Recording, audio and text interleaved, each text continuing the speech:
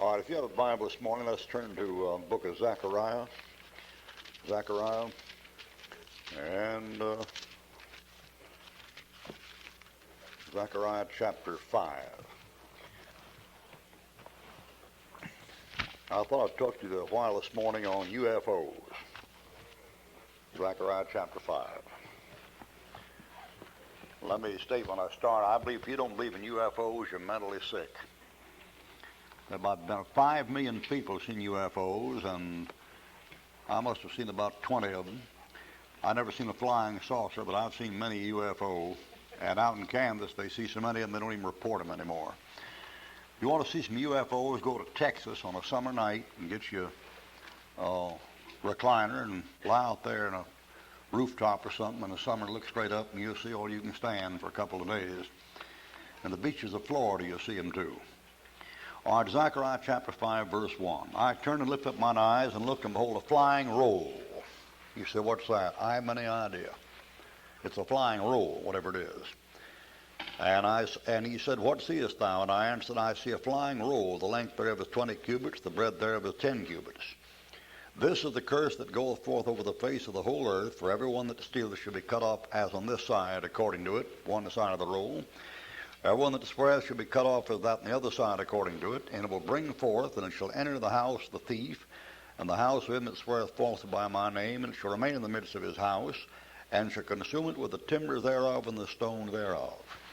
You say, what's that? I haven't got an idea in the world. That's a flying roll that goes through the air and goes in your house and messes your house up. Somebody say, what is it? Beats the fire out of me. It's unidentified. Now, an unidentified flying object doesn't have to be a flying saucer. All it has to do is be an unidentified flying object. That's what that thing is. Now, let's get another one, verse 5. Then the angel that talked with me went forth and said to me, lift up thine eyes, see what is this that goeth forth? And I said, what is it? And he said, it's an ephah that goeth forth. And in verse 7, there was lifted up a talent of lead, and this is a woman that sitteth in the midst of the ephah. And he said, this is wickedness. And he cast in the midst of the ephah, and he cast away the lead upon the mouth thereof. I lifted mine eyes and looked, and behold, there came out 2 women, and the wind was in their wings, for they had the wings like the wings of a stork. I lifted up the ephah between the earth and heaven. Then I said to the angel that talked with me, whither do these bear the ephah? And he said to me, to build it a house in the land of Shinar, that it shall be established and set there upon her own base. You say, what's that? I haven't got an idea in the world what that is. But whatever it is, it goes over your head, and it isn't identified. Now, that thing he's talking about there is a thing like this. An ephah is like a bushel basket. And the bushel basket is like this. It's a dry measure weight. And a talent of lead, a weight of lead is put in that thing, and that weight of lead is shaped like a woman. And the woman sits in the ephah. And then the lead is cast over the top of that thing, like this, so the woman is covered up. And there come out 2 women with wings like a stork. And these women pick this thing up and carry this thing and set it on its base in Shinar, where Babylon was. And so when you find pictures of angels, you nearly always find pictures of angels like women with the wings of a stork sitting out there, and they pick this thing up and carry this thing. You say, what is that? I haven't any idea in the world what that is. That's a UFO. And I know this, whenever they draw angels, they always paint them with long hair and wings from that thing in Zechariah. But those aren't angels. Angels in the Bible are male, and they don't have wings. The Bible says some have entertained angels unawares. Now, if you went to the door like Lot did and opened your door, and there was something there that looked like it was a transvestite standing there with wings on, you wouldn't entertain them unawares. You'd know you had something wild out there. But when he goes and opens the door, there are 2 men there. He entertains angels unawares. Angels are like men. They don't have wings. All right, Ezekiel chapter 1. Now, whatever that thing is, it has wings. Ezekiel chapter 1, here's another one. The Bible has 4 unidentified flying objects in it. And 2 of them are connected with wings. Ezekiel, and none of them are angels. Ezekiel 1:4. Ezekiel 1:4. Now this is the most common one they talk about. I looked, and behold, a whirlwind came out of the north, a great cloud, and a fire enfolding itself, and a brightness was about it. And out of the midst thereof was the color of amber, out of the midst of the fire. Also out of the midst thereof came the likeness of 4 living creatures, and this was their appearance. They had the likeness of a man. And everyone had 4 faces, and everyone had 4 wings, and their feet were straight feet, as the sole of their feet was like the sole of a calf's foot. Verse 8, they had the hands of a man under their wings, and their 4 sides, and they had 4 faces and the wings. And the wings were joined together, so they turned not when they went everyone straight ahead, or straight forward. As for the likeness of their faces, the 4 had the face of a man, and the face of a lion on the right side, and the 4 had the face of an ox on the left side. The 4 also had the face of an eagle. Verse 15, now as I beheld the living creatures, behold, one wheel upon the earth by the living creature with his 4 faces. Verse 20, whither the spirit was to go, they went, thither was their spirit to go, and the wheels were lifted up over against them. For the spirit of the living creature was in the wheels. That's a strange thing, isn't it? Verse 16, their appearance and their work was that were of a wheel in the middle of a wheel. When they went upon their 4 sides, and they turned not when they went. As for their rings, they were so high they were dreadful, and the rings were full of eyes round about them 4. You say, what's that? Who knows what it is? I don't know what it is. The thing is giving you like a sled, like a threshing machine, and there's a throne on this threshing machine, and there's a likeness of a man sitting here in this thing like this. And this man sits here on this thing like a threshing machine, and this thing is carried, and this thing has wheels, and it's either a wheel within a wheel like that, the wheel there, and the wheel there like that, but he said it on 4 sides, so it's probably a wheel like that and a wheel within a wheel like that, like a gyroscope. But the trouble is, he says the spirit of the creature was in the wheels.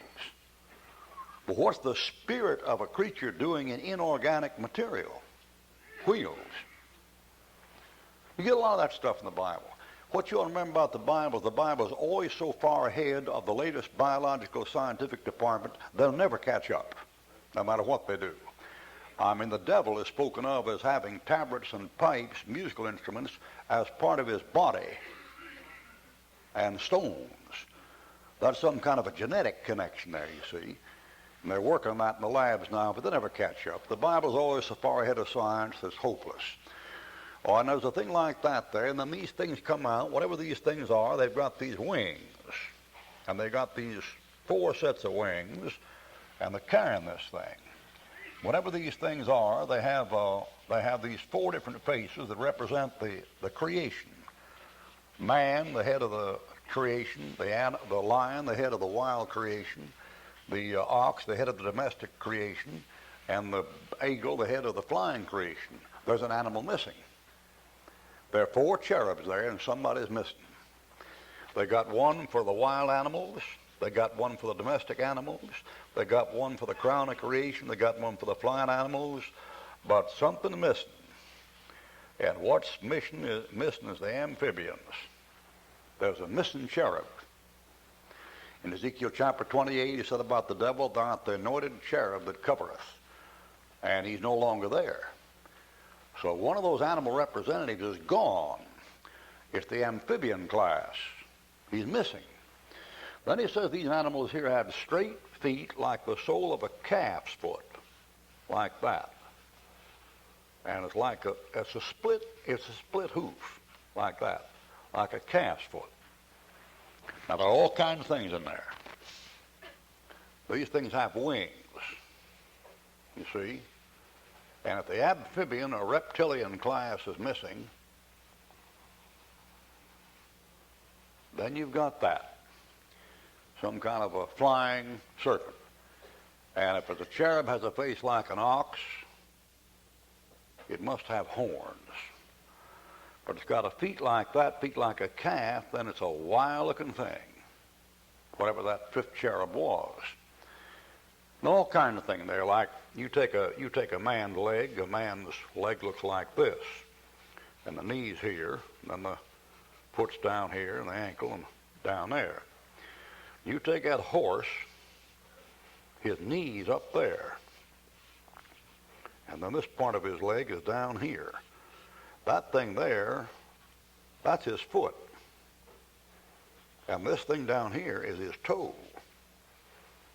And that thing runs on his toes. And his toes are split. That bone there matches this one here. See, and this bone here matches that one there. The foot's there on a horse. Now we talk about that being the feet of the horse, but on a man, that's how that thing is set out. So that horse actually running on his toes. And it's a split hoof. The Japanese wear it this way, with a sandal with a split hoof, so the big toes on one side and the other four on the other side. And the ladies, in order to walk on their toes, get it this way.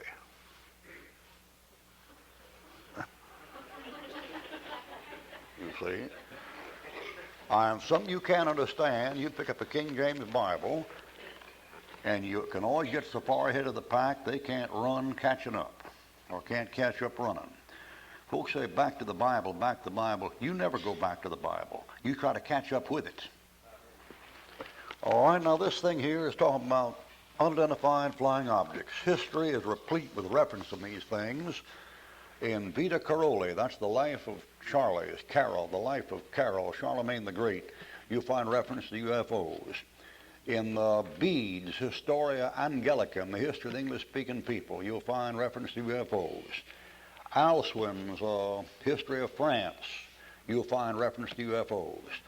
In the works by Pliny and Plutarch, written back before the time of Christ, they're referred to as balls of fire, fireballs. These things that show up bright and spin. And the most notable of them is Fatima. Everybody in Portugal went out to see the Fatima, the Virgin Mary, that these little Portuguese kids saw. What they saw was a fireball. It's a UFO. Things spin and bright. Columbus, when he comes into San Salvador, he goes right into the Bermuda Triangle without knowing it. He comes right into it, just automatic, just like he's drawn by like a magnet. When he comes into the Bermuda Triangle, he mentions these lights he sees along the shore. And the next day they go by the shore, and there ain't no shore there.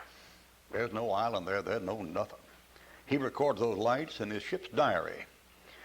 Henry, a play by Shakespeare, I forget if it's Henry the third, fourth, fifth, or sixth, but that play on Henry has a mention of a UFO in it. John Wesley mentions one in his diary. You get the diary, the journal of John Wesley, you'll find a reference to one coming up out of the water in Scotland and moving out across the land. So it's replete with these things. Now, a UFO, I've never seen a flying saucer, but listen, I've been up in the air longer than a seagull with sore feet. And if you want to get a plane someplace, come with me and I'll put you on it. You don't have to get the booking agent. I'll take you to your plane and put you on it. I practically live in Atlanta. And the years I've been flying up and down the country, I've had time to see all kinds of things out there. And I know when it's a plane, when it's not. I've been out fishing for mullet down in St. Petersburg at 11 o'clock at night with 4 or 5 guys with me. And a nice little light show up on the horizon and go clear across the horizon while you're watching it. Take about 12 seconds. And there ain't no green lights, there ain't no red lights, there ain't no blinking lights, there ain't no landing lights. And there isn't any sound. It just like that. Now that isn't anything that we know anything about.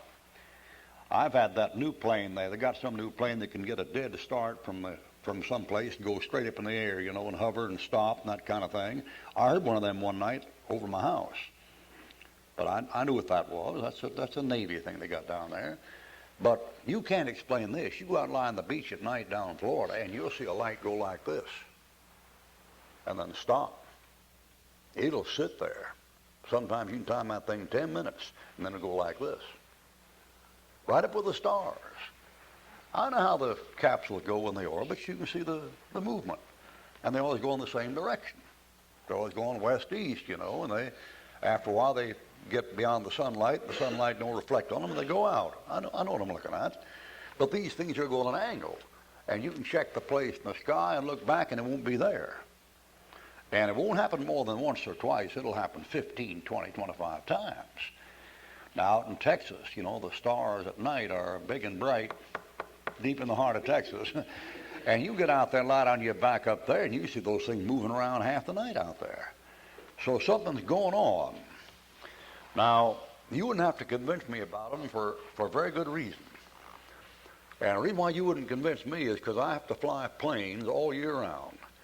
I have frequent pilot flyers on Eastern, on Delta, on Piedmont, on US Air, and God knows what. I've got right now accumulation of enough miles to get a free round trip to Hawaii and back. And I'm up those things all the time. And I'll tell you what happens. Up till 1968 or 66, along about in there, when you'd fly, that pilot would never tell you to fasten your seatbelt until you're about 500 feet above the ground, or 1,000 at the most. And boy, about along 1968 somewhere there, you start getting this stuff about, while we are in flight, please keep your seatbelt fastened for your convenience and safety. Well, come on now, man.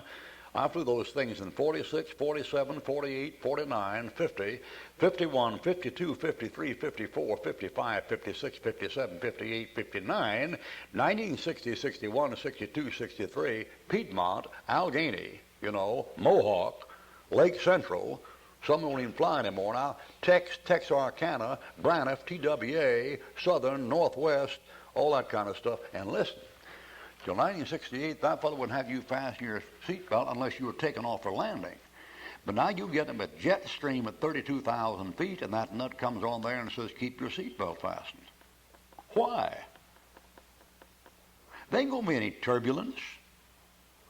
32, 35,000 feet, that thing is just as smooth as glass, man. You couldn't get a smoother ride in a Greyhound bus. Keep your seatbelt fastened for your convenience. Yeah, I know, convenient stuff, you know. People send me, you know, little bills, you know, please don't fold, staple, or mutilate for your convenience. I fold them, and send them back.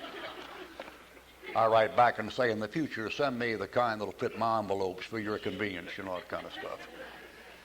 Why, listen, you know why they did that? Because somewhere in there in those years, about 4 or 5 airline pilots got people thrown all over them planes, ducking UFOs up there. And people in baggage thrown all over the plane. And they didn't want to be sued. I mean, if you don't believe in UFOs, the people that make money hauling people, they got more sense than you got. They don't want to get sued for getting pitched around the plane. So now you got to keep your seatbelt fast at 32,000 feet. Something's going wrong. One time down there in Pensacola, I had some early years of school. One night, 2 of my students left the school grounds where they're staying in a trailer and drove 4 miles into town and came to my house in a panic. And I said, what is it? They said, there's something wrong out there, Brother Ruckman, something wrong with electricity. Well, I don't know what it was, but they put a big power line right behind the school, 666,000 volts, which don't sound exactly encouraging. And I don't trust electricity anywhere. I think it's of the devil, man. And they came there, so the whole field is all electrical, the light bulbs turning on, you know, that are in the cupboard and all that kind of thing. And about that time, bam, man, something like a bomb going off, rattled the windows of the house 5 miles away, and a big old light goes off, and boy, the city starts waking up, and the power plant there caught on fire, and the fire goes across the street and burns down half the woods over by the school. And then the report comes out next day, Gulf breeze inhabitants say they have seen a UFO. Well, out comes the Navy with a helicopter. There wasn't any helicopter up. Somebody said, well, it was a plane crash. No, there wasn't any plane crash in there.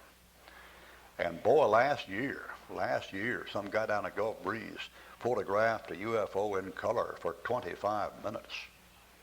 And that thing's on TV. You couldn't miss it. If you couldn't hit the broadside of a barn with a bunch of bananas, that thing runs 25 minutes. Well, that thing taking off and moving and going up and going down and coming close and far away. And the background behind it is Gulf breeze, and it's just as authenticated as any picture you ever took of your family. So I believe in them. I believe they're there. I think they fool with electricity and water, if I understand things right. If I understand things right, they have an affinity for sulfur. And that's suspicious, because sulfur doesn't come from upstairs, sulfur comes from downstairs. those fellows in the book of Revelation that come out have breaststones of breastplates of brimstone and jacinth. And brimstone is sulfur. It's hydrogen sulfide. Sulfur is some funny stuff. In the lab, when you work that stuff and get a Bunsen burner and turn it to sulfur flame, you can get a lake of fire in outer darkness. You understand? That sulfur burns, doesn't put any light. If you had a lake of fire of sulfur, you couldn't see it, but it'd burn you. Well, anyway, these things are found throughout history, and they're documented. And whenever Hollywood makes a documentation on them, it's always, second, third class encounters, all this bunk, fairy story about E.T. or P.U. or whatever his name is, and all this stuff, and these little kiddies see him, and the spook stories, and then when they get documented, somebody saw when they're hanging wash out in the line, all that kind of bunk. Listen. Those things have been seen by professional Army, Navy, and Marine aerial spotters, observers. They've been observed more than 100 times by men who've been trained all their life to identify flying objects. Commissioned officers, lieutenant colonels, majors. They've been seen by 17 airline pilots for TWA and National Eastern. And a fellow said they're not there. Why, you're crazy. In a court of law, if you've got 2 or 3 witnesses, eyewitness to a thing, it's there. You don't have to drum up 2 or 3 eyewitnesses for UFOs. You can get a couple of million anytime you're ready. At home, I've got more than 300 photographs of UFOs, counting that 3/4 of them are trick photography. We'll discount 3/4 of them. What you going to do with the rest? Over 100 of them, just authentic as they can be. The things are there, whatever they are. And the question is, what are they and where do they come from? That's the question.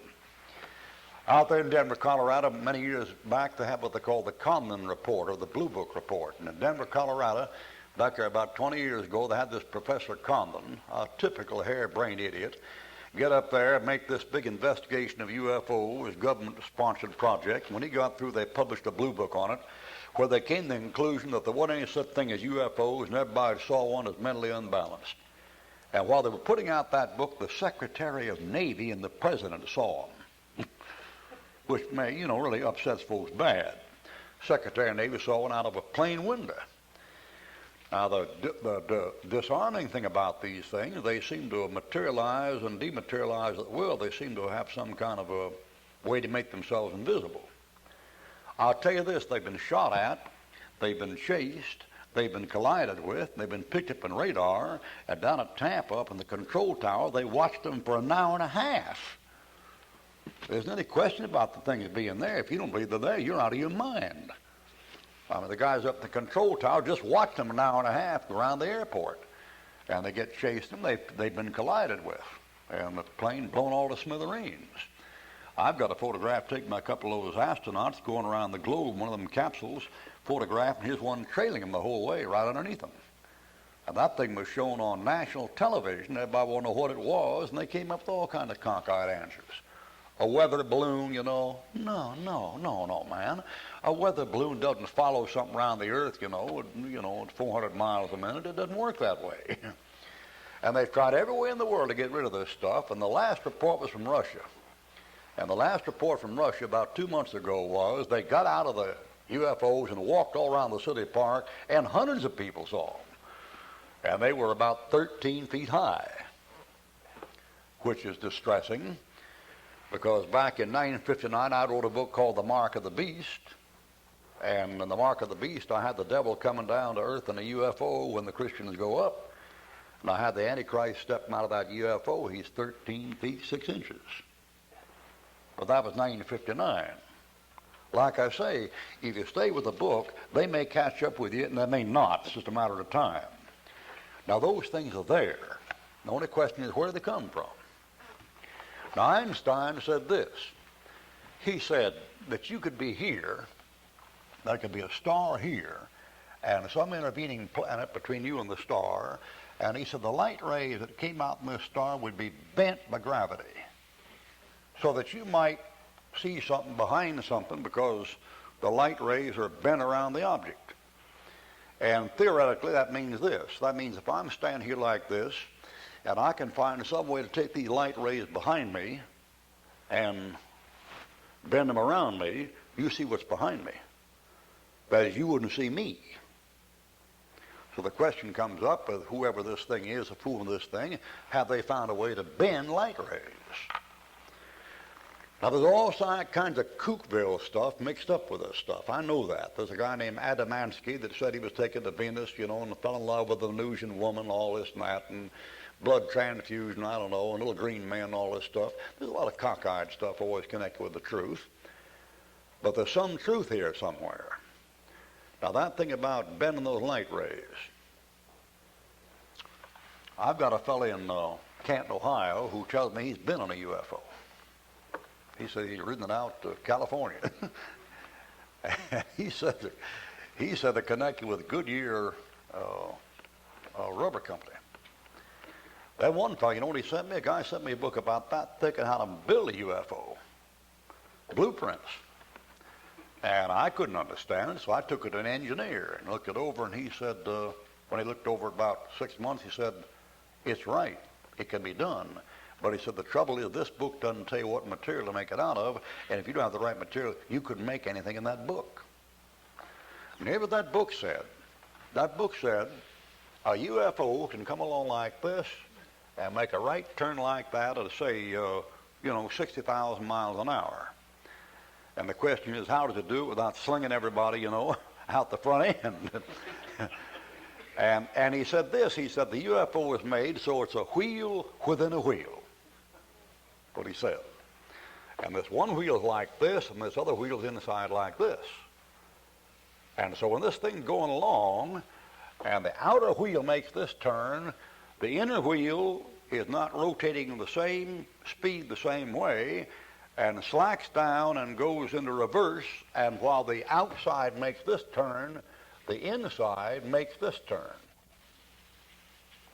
by putting the wheel inside the wheel, and that stuff's all diagram drawn out.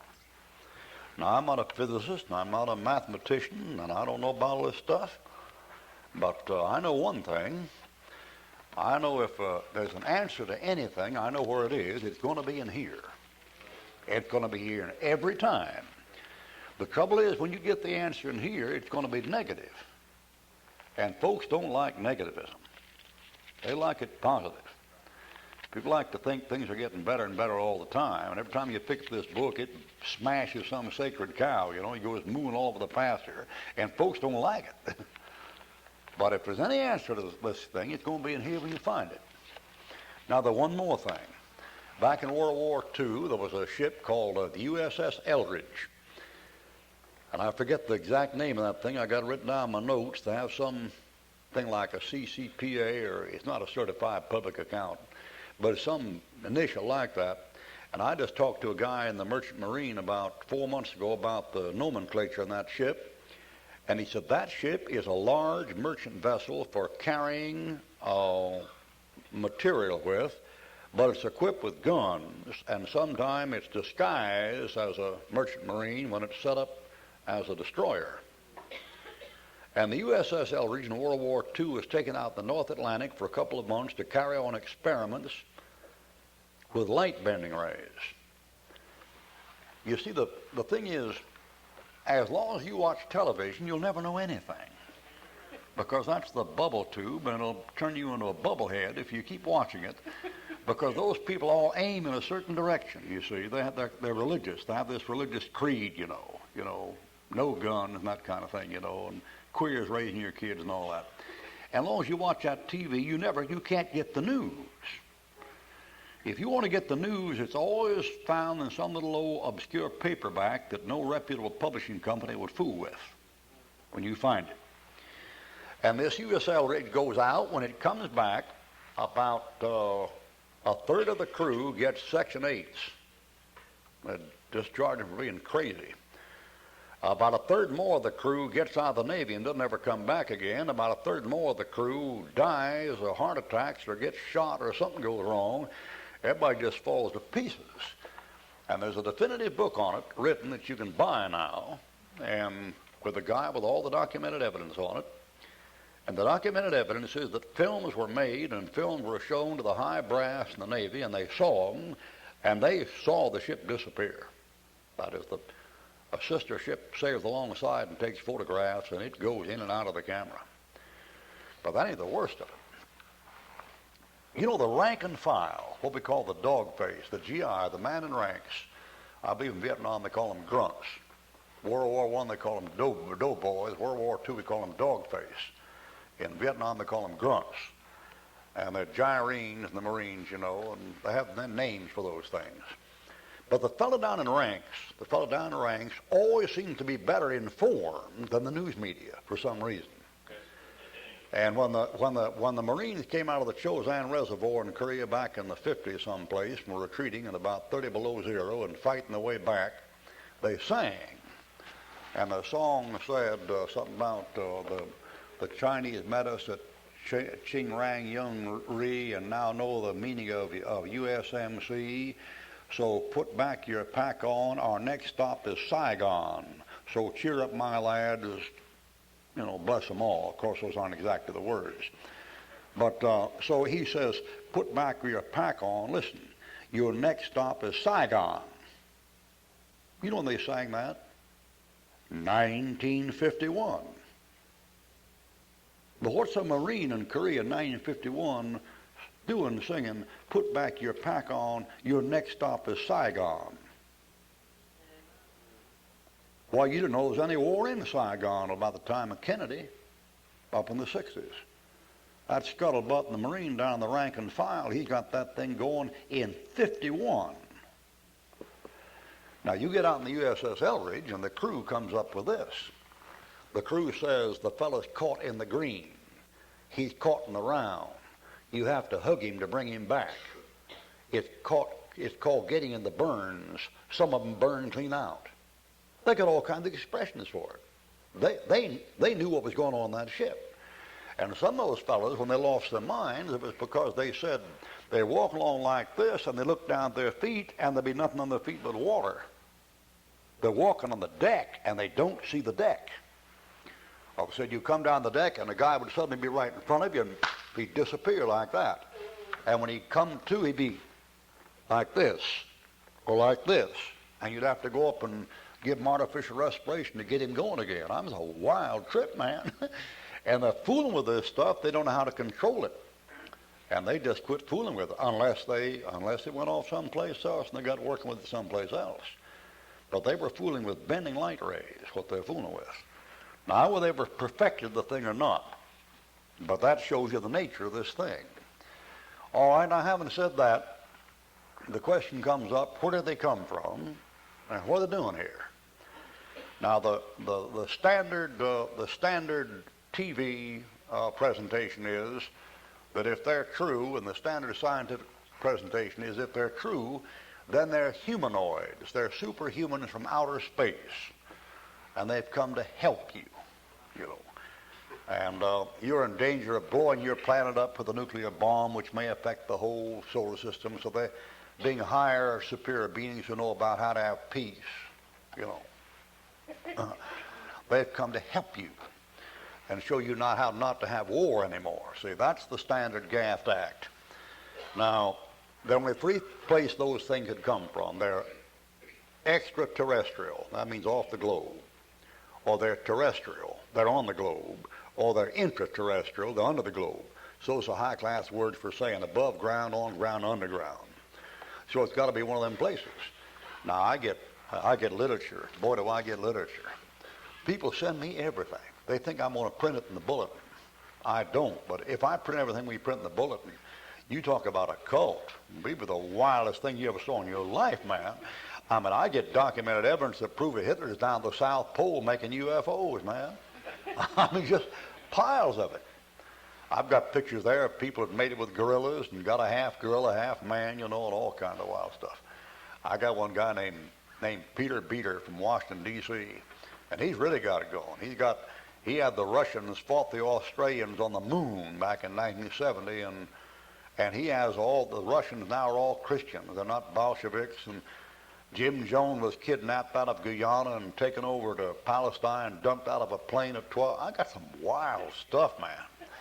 Well, the stuff I've got, Rockefeller's a clone. Yeah, they killed Rockefeller, made a clone of him. And Carter and his wife are clones. They were killed back in the 1970s, and they got clones running around.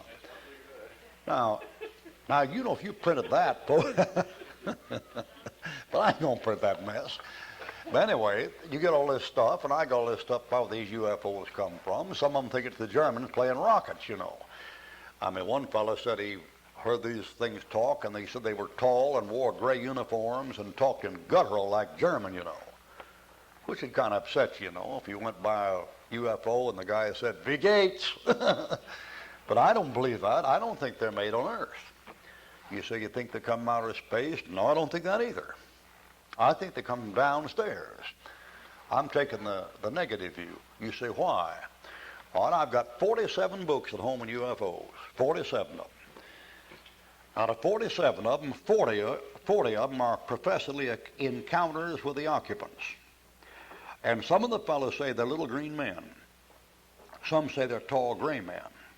Some say they're not men, they have scales. Some say they have eyes and mouths but no nose. Some say they have a nose like a carrot and eyes but no mouth. Some of them say they have eyes, a mouth, a nose but no ears. Now they're all kinds, you get everything in the world in these things. Some of them say they stop and draw electricity from power plants. Some of them say they're over this water and siphon this water up, all kinds of stuff. Now, I know nobody's done that. I don't believe everything I read. But when you finish reading all that stuff, there's one impression that's indelible you get. These things, whatever they are, they're not humanoids, and they're not angels.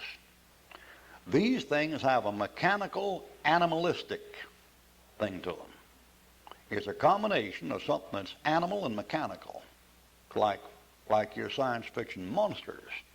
These things, we got two guys down in Pascagoula that got taken on one time. They had to punctured them, gave them blood tests.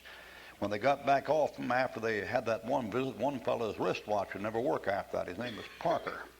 His wristwatch would never work after being on that thing. And they got in that thing, and they said these things had insignia on them, and they said that was the insignia. But man, that's the insignia of the HEW, Health Education Welfare Department. That's what you find on the, that's what you find the lapel of all the medics in the medic corps. You know, it's a flying serpent. Don't you know what that serpent is? That's a Scapules, the god of healing. That's the snake god that old Socrates sacrificed to before he took the hemlock. Imagine the United States Army, Navy, and Marine Corps parading that thing around. Well, take your Bible and turn to Leviticus chapter 20 and the book of Jude. Leviticus chapter 20 and Jude.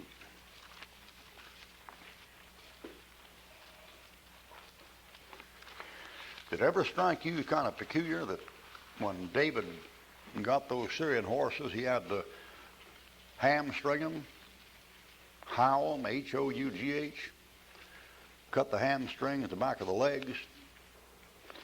Did it ever occur to you kind of peculiar the Lord told Solomon, don't you go down to Egypt to get horses? Did it ever occur to you kind of funny back in the days of Noah when God drowned that bunch out, he drowned all the animals with them? All right, Jude. Here's Jude. Jude, verse 7, even to Sodom and Gomorrah and the cities about them in like manner, giving themselves over to fornication, underline it, and going after strange flesh, other flesh, different kind of flesh, are set forth an example. All right, Leviticus 20, verse 18. If a man lie with mankind as he lieth with a woman, both of them have committed abomination, they shall surely be put to death, their blood shall be upon them. Kill them. You know what the Old Testament says, do to a queer? Kill him. If he's a fruit, if he's a fairy, if he's a faggot, kill him. You know, if you're a sex pervert, you better be glad you're not under the law. The law says kill him. You say, why? If you don't, they kill you. That's why. All right, now look at verse 15 and 16. Now look at that. 15 and 16.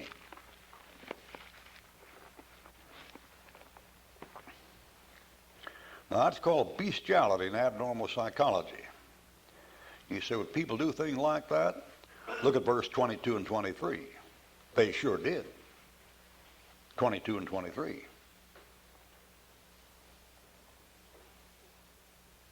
That's why God killed them people. That's why God told that Jew, when you get in there, you kill a man, woman, suckling, sheep, and ass. You kill the animals and kill the kids. And folks read that, oh, what a terrible book is the Bible. Oh, what a bloody book. Oh, murder, torture. Well, this book, yeah, you ain't got a brain in your head either, do you? The Lord said, you better kill that bunch, because if you don't, they're going to get you killed. Now, that stuff went on back in those days. Now, take your Bible and turn to Genesis chapter 6. Look what happens when this flood comes. Genesis chapter 6. I'm in that Beauty and the Beast. Did you ever wonder about that? Old King Kong and his girlfriend? Did you ever notice in Revelation chapter 17 when he has that vision about that woman, she's riding a beast? Did you notice that thing over there in Revelation chapter 17? That's why it's the werewolf and this girl and the mummy and this girl and King Kong and this girl. It's always set up like that. You won't get ahead of here. Hollywood won't get ahead of this book. They'll catch up with it once in a while, but not often. All right, Genesis chapter 6, verse 2. The Son of God saw the daughters of men, they were fair, and they took them wives of all which they chose. Verse 4. There were giants in the earth in those days. Now look out. And also after that. After when? After those days. When the sons of God came to the daughters of men, they bare children to them. The same became mighty men which were of old, men of renown. And God saw the wickedness of man, it was great upon the earth. Verse 7. And the Lord said, I will destroy man whom I have created from the face of the earth, both man and beast and creeping thing and the fowls of the air, for it repenteth me that I have made them. Verse 13. The end of all flesh is come before me, for the earth is filled with violence through them. Verse 2. Now in the Old Testament, I'm guessing from here on, not too sure about what I'm going to say, but in the Old Testament, you had angelic beings that came down to this earth. And when they came down this earth, they left their first estate. And when they came down, they went not only to women, but to strange flesh. And it happened before the flood, and it happened after the flood. And God said, drown them out, get them animals with them. The passage you read over there in Leviticus said, kill the woman, kill the man, and kill the beast. That's what it said. Now the survival of that are found in Greek and Roman mythology. When you pick up Greek and Roman mythology, you keep finding this God that becomes an animal, or goes an animal, or she's changed an animal, or comes back to a person. You find that stuff over and over again. And from that you get these stories about centaurs. They're half horse and half man. And satyrs, they're half goat and half man. You get a monster thing going there like unicorns and stuffed animals that no longer exist. And these dumb, stupid college professors, and they're some of the dumbest people on the face of this earth, they believe in Brontosaurus and Diplodocus and Stegosaurus and Triceratops and all that stuff, but don't believe in that. They believe in monsters that are just as fictitious and mythical as the ones I'm talking about, but the ones I'm talking about, there's more basis for believing them than believing the other. Now what that means is, as it was in the days of Noah, and as it was in the days of Lot, so shall it be in the day of the Son of Man. Which means this stuff's going to happen again. And if you were to ask me where these things are from, and I'm just guessing now, I don't teach this as doctrine because there's not enough solid here you can nail it down with. If I was going to guess where these things are from, and I'm guessing, I'd guess these things come from before the flood. And these things are some kind of mutants, just like the word is used, a mutation, some kind of twisted, perverted, monstrous type of creation that gets off this earth when the water comes and then returns, or else goes down into this earth when the water comes and then comes up. And if I was going to guess where they'd come from, I'd guess, and I'm just guessing now, see, I don't know this, I'd guess the Bermuda Triangle is just about as good a place you can get. And I'll close with this. Up in, I read the other day in Russia where they're talking about mining operations. I hear people screaming down there 900 feet